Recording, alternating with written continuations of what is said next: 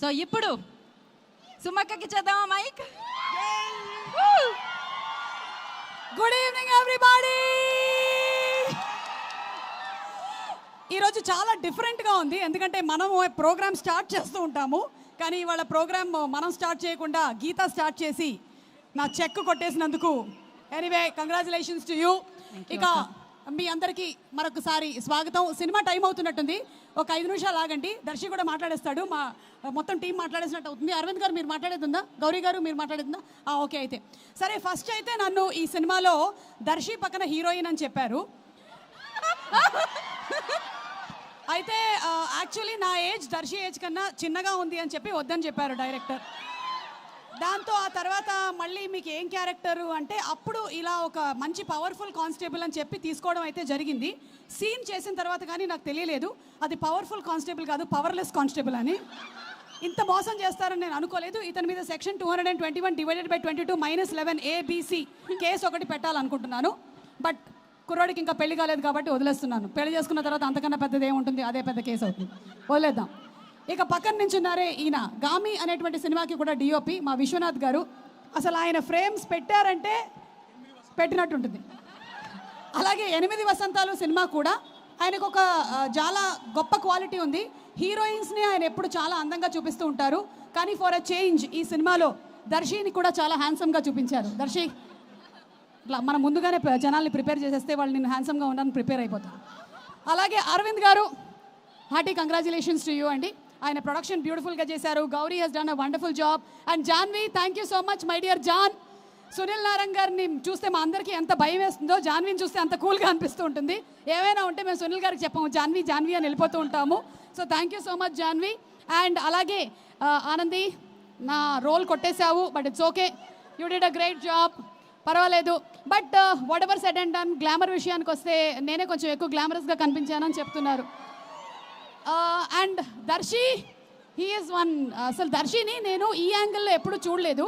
నేను pre release ఈవెంట్స్కి వచ్చినప్పుడు anchoring చేస్తాను, కానీ నేను ఆన్ సెట్ పర్ఫార్మెన్సెస్ చూసినప్పుడు he such a natural actor. He simply superb Darshi, great acting. అలాగే Anandi, both of their chemistry is too good. And Navneet is come up with a very very different kind of script.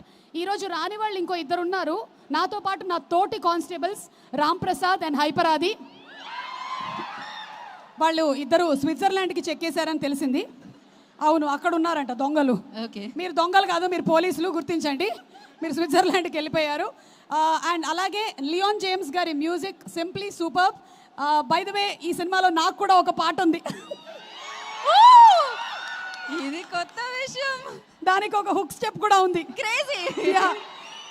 ఇప్పుడే చెప్పేస్తున్నా, మీలో అందరూ కనీసం ఒక్కసారైనా hook step చేసి ఇంకో ముగ్గురికి చెప్పి ఇంకో ముగ్గురితో చేయించేయాలి, ఓకేనా? లేదంటే మాకు ఇదంతా హ్యాష్ట్యాగ్ వాళ్ళకి చాలా తలకాయ నొప్పి అయిపోతుంది హుక్ స్టెప్స్ చేయించడం.